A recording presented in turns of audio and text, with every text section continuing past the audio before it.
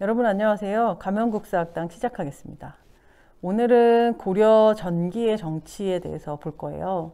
우리가 지난 시간에 고려 초기의 정치에 대해서 봤거든요. 고려 초기라는 것은 고려를 이제 건국한 직후를 얘기하는 거예요. 그래서 태조, 그리고 광종, 성종 이 세 사람이 어떤 식으로 나라를 안정적으로 만들어 나갔느냐 그 과정을 보는 것인데요.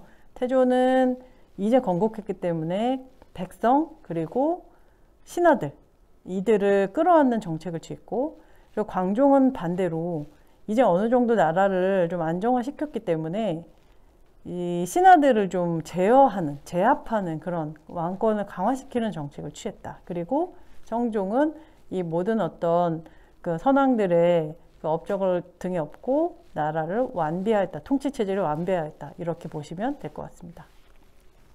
네, 그러면 오늘은 이제 고려 전기를 볼 건데요. 고려 전기라는 것은 여기 굉장히 많은 왕들이 여기에 포진이 되어 있습니다. 쭉 보시면 옥현덕, 전문, 순, 선, 헌, 숙, 예, 인 여기가 이제 이 시대의 왕이에요. 이 뒤에도 굉장히 왕이 많은데 고려는 이 많은 왕이 있는 시기 동안 전기에 비슷한 어떤 양상을 띠게 됩니다. 요때 빼고는 거의 비슷한 양상을 띠게 된다고 볼 수 있어요. 요 시기에 대표적인 집권 세력이 바로 문벌 귀족입니다. 문벌 귀족 들어보셨을 것 같아요. 그죠? 문벌 귀족은 여기 보시면은 문벌이란 단어와 귀족이라는 단어에서 이 문벌 귀족의 특징을 우리가 유출할 수가 있어요. 이것도 외우지 마세요. 외우지 마시고 문벌 귀족, 이 문벌이라는 건 가문이란 뜻이거든요. 그죠?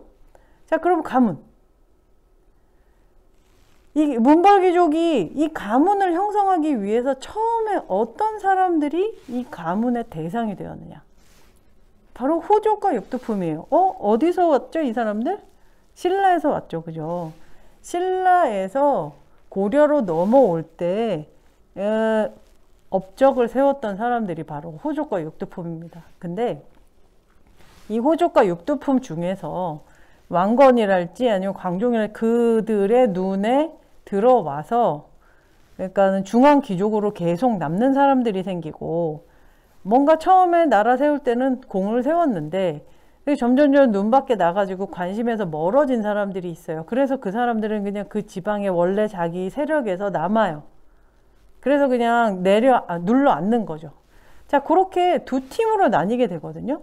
그러면 이제 문벌 귀족 말고 여기에서 호족 육두품에서 이제 지방으로 떨어져 나온 지방 세력은 누구냐면요. 바로 향리예요, 향리. 이건 나중에 제가 또 말씀을 드릴 기회가 있습니다. 그렇긴 하지만은, 그러니까는 호족 육두품이 믹싱이 돼서 잘 나가는 문벌 귀족 조금하고 많은 향리를 낳았다. 이렇게 생각을 하면 될 것 같아요. 그렇다면은 이들이 어떤 식으로, 어떻게 문벌 귀족으로 이렇게 체에 걸러서 남았느냐. 바로 방법은 과거나 음서입니다. 과거나 음서.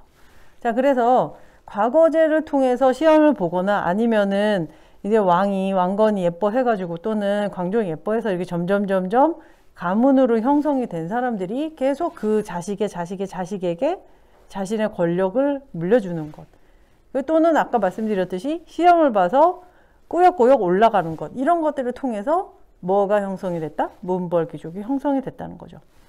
자, 그 문벌 귀족에서 말뜻에서 아까 말씀드렸듯이 문벌은 가문이란 뜻이라고 했어요. 자, 그러면은 이 가문을 유지하기 위해서 이들은 어떤 정책을 취했냐면요. 자기네들끼리, 보세요. 만약에 가문이 5개가 굉장히 유명해요. 문벌 귀족이 5개라면은 그 5개가 권력을 나눠 갖는 거하고, 만약에 류가 2 가문이 더 추가가 돼요. 7개가 권력을 나눠 갖는 거하고, 뭐가 더 원래 있는 사람들한테는 좋겠어요.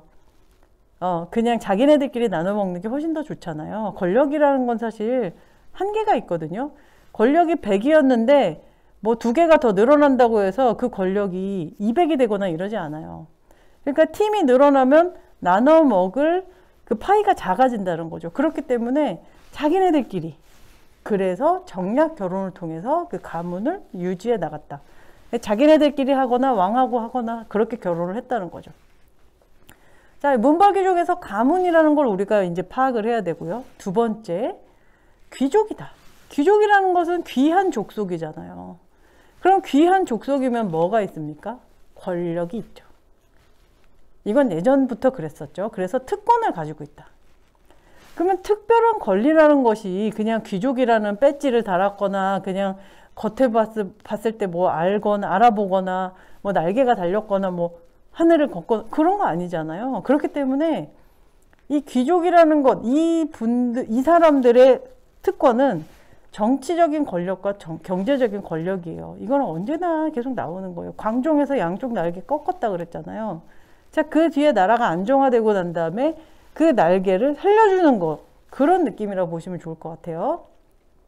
왕이 살려줬다기보다는 이제 그렇게 그 귀족들이 그 특권을 고착화시키는 거죠. 자, 그럼 정치적인 특권 뭐가 있을까요? 음서과거. 자, 이렇게 해서 만들어진 사람들이 이것을 계속 고착화시키는 거예요. 자, 음서녀라는 것은 5품 이상의 고위 관직자의 자제들은 시험 없이 그냥 높은 고위 관직으로 그냥 프리패스 하는 거예요. 한마디로 말해서 높은 그 귀족들은 자식들이 그냥 태어날 때부터 가문이 그냥 받쳐주는 거죠. 시험을 볼 필요도 없이. 자, 근데 이제 두 번째로 과거가 있어요. 과거라는 것은 뭐 평민들부터 다 볼 수가 있었습니다. 그렇기 때문에 약간 신분을 상승시킬 수 있는 그런 수단으로 활용이 됐었고요. 어쨌든 이것이 잘 돼서 이 문벌귀족으로 편입이 되는 진짜 몇 안 되는 가문들이 있었을 수 있다는 거죠. 자, 그 다음에 경제적인 특권. 경제적인 특권으로 여기 공음전, 과전. 이 공음전은 음서랑 연결이 된다고 볼 수 있어요. 한마디로 5품 이상의 고위 관직자의 자제는 5품 이상이 되면은 그냥 나라에서 땅을 줘요. 자, 그 다음에 이제 과전. 이게 이제 과거 시험이랑 약간 연결이 된다? 근데 과거 시험이랑만 연결이 되는 건 아니에요. 관리이면 음서를 통해서든 뭐 과거 시험을 통해서든 공무원이 되면 나라에서 나오는 월급, 봉급. 이게 바로 과전이에요. 그러니까 귀족일 때 받는 게 공음전이고 그리고 공무원이 되면 받는 게 과전이에요. 한마디로 말해서 어떤 사람은 5품 이상이 되면 두 개 다 받는 거죠. 자, 그 다음에 사전. 사전이라는 것은 나라에서 왕이 그냥 주는 거예요. 선물로. 하사한 땅이란 뜻이거든요. 자, 그래서 이렇게 왕이 너 예쁘다 이러면서 보너스도 주는 거예요. 그리고 그것뿐만이 아니라 자기가 그냥 개인적으로 토지를 막 이렇게 늘려나가는 것. 토지를 겸해서 병합한다. 한마디로 백성의 토지인데 그 백성의 토지를 막 뭐 고리대, 그러니까는 이자를 주고 이자 이자 높은 이자로 돈을 빌려주고 안 갚으면 땅 뺏어간다든가 뭐 이런 식으로 여기 또 땅을 산다든가 뭐 이런 식으로 이렇게 해서 땅도 넓히고 조세권도 더 많이 가지고 이런 식으로 이들의 특권을 넓혀 나갔다. 이렇게 이제 여러분들 보시면 좋을 것 같거든요. 자, 그렇다면은 문벌귀족 딱 보기만 해도 이런 거죠. 태어날 때부터 금수저를 갖고 태어난 진정한 의미의 금수저가 바로 문벌귀족이었다는 겁니다.